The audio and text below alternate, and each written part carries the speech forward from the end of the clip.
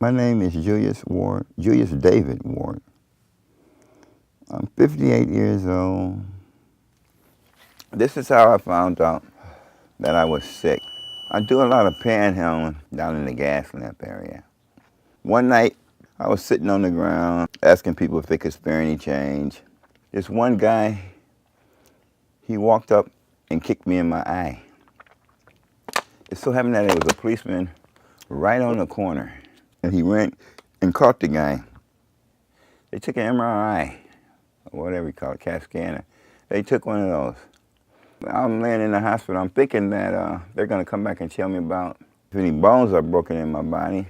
They come back and tell me that I got cancer. I need to have an operation right away. And if I didn't have the operation, that I could die within 5 days. These people qualify for hospice, but you can't provide hospice for people who are on the street or under a bridge or in a bush. So you have to have a place to stay, and that's what makes our partnership so unique, is the fact that we find a place for people to stay.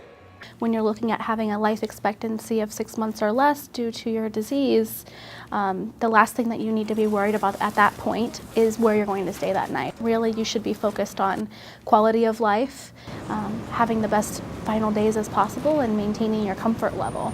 And that's what Silverado Hospice has tried to do with the Alpha Project, is to come together to provide all of those needs that you need at the end of your life. I like my little place. Being able to go and come and do as you please, it means a lot. It means gaining your freedom. We're doing the best we can, piecemeal, scattering people around whenever we can find a small unit for people, then we can afford to provide that rental subsidy for them. But the ideal situation would be to have a place that they can call their own, a place that we can have all the folks from all over the county that are facing these end-of-life issues in one place that belongs to them. Okay, wait, can you see your mother?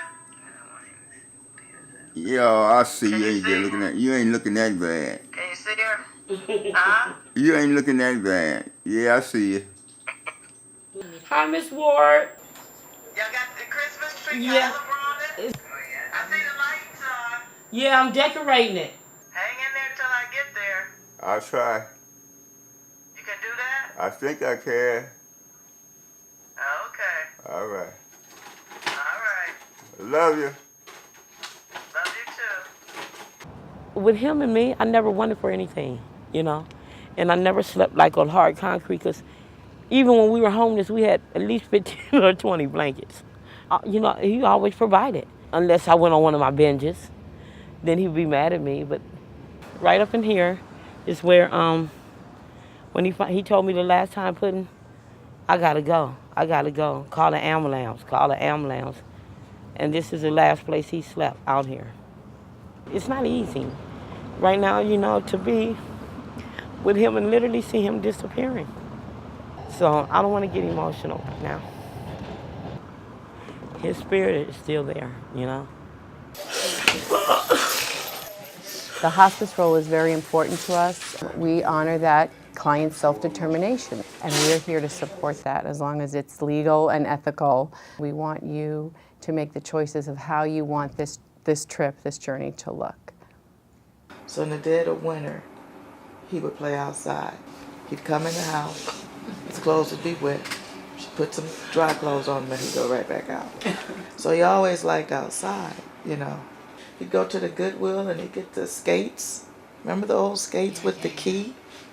We would go to a basketball game and we'd go over his friend's brother's house and they would sit up all night and play chess. They were somebody's little boy or little girl at one point in time.